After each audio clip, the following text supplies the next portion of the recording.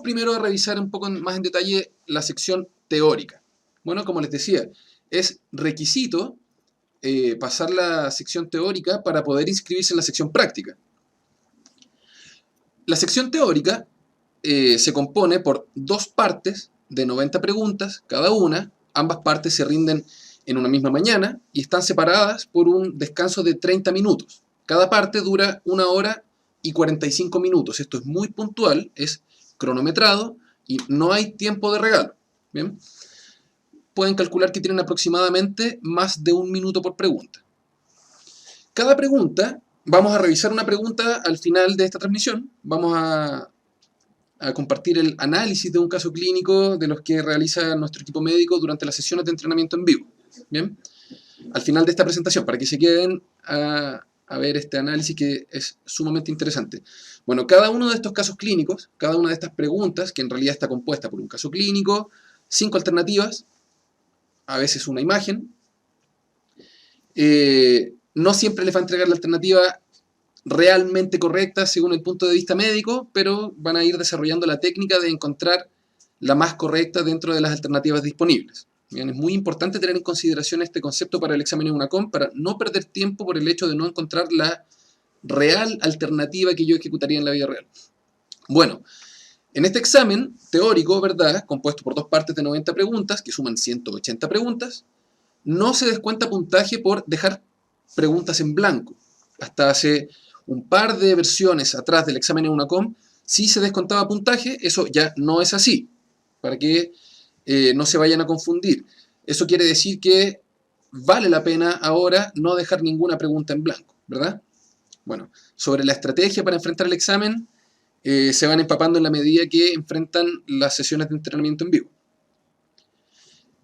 Eliminación de preguntas después del examen. Este es un concepto muy importante porque, en caso que no lo sepan, bueno, pueden ahondar muchísimo más si se inscriben en el curso ABC de la UNACOM, pero después de que se toma el examen en UNACOM, dado que las preguntas que se utilizan en el examen, si bien son validadas desde el punto de vista médico, por un comité médico en ASOFAMECH, no son probadas desde el punto de vista estadístico, antes de tomar el examen, por decirlo de alguna forma más sencilla.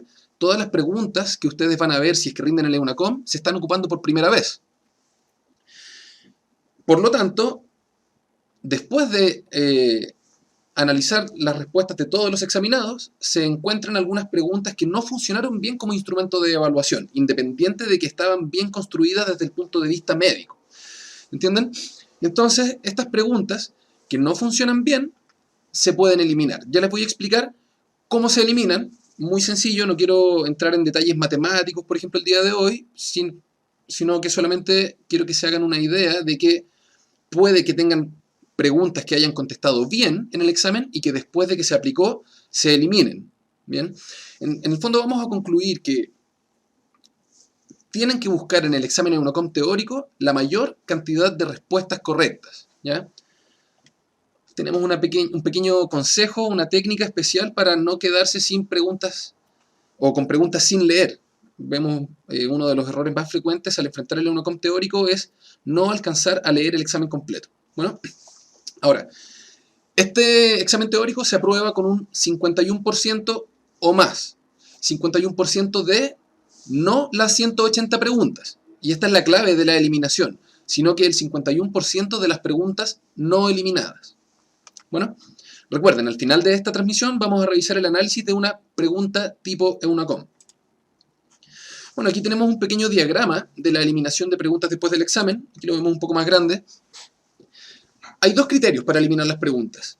El primer criterio es que la pregunta, lo que les contaba, no haya funcionado bien desde el punto de vista estadístico en cuanto a discriminar o diferenciar, identificar, ¿verdad?, a aquellos médicos que dominan un rasgo, el rasgo evaluado en la pregunta, de aquellos médicos que no lo dominan. Por poner quizás algún ejemplo muy evidente, una pregunta que todos los mejores puntajes tuvieron mala y que todos los peores puntajes tuvieron buena, es una pregunta que diferencia de forma totalmente errada al que sabe del que no sabe. ¿Bien? Bueno, pueden quedarse con la idea de que si la pregunta no discriminó entre los que sabían y los que no sabían la respuesta correcta, la pregunta se elimina, sí o sí. Bien, ahora, bueno, y eso es lo que muestra acá a la izquierda. Si no discriminó una pregunta, se va a la basura sin duda.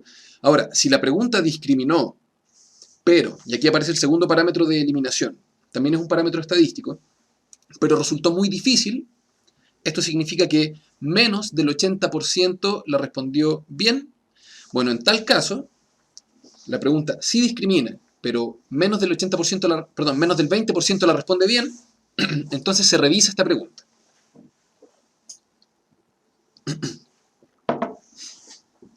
La revisión de esta pregunta se hace con un enfoque netamente médico, ¿ya? Vamos a revisar si la dificultad elevada se debió a la forma de la pregunta, es decir, si la pregunta estaba mal construida, se elimina. Si la pregunta está bien construida y por lo tanto la dificultad se debió al contenido evaluado, ya sea una patología muy difícil, entonces la pregunta se mantiene. Bien, eso es el criterio de eliminación de preguntas después del examen en UNACOM. Y en resumen, como les decía, pueden eliminar preguntas que ustedes hayan contestado bien y hacerles perder puntaje. Por lo tanto, necesitamos tener la mayor cantidad de preguntas correctas.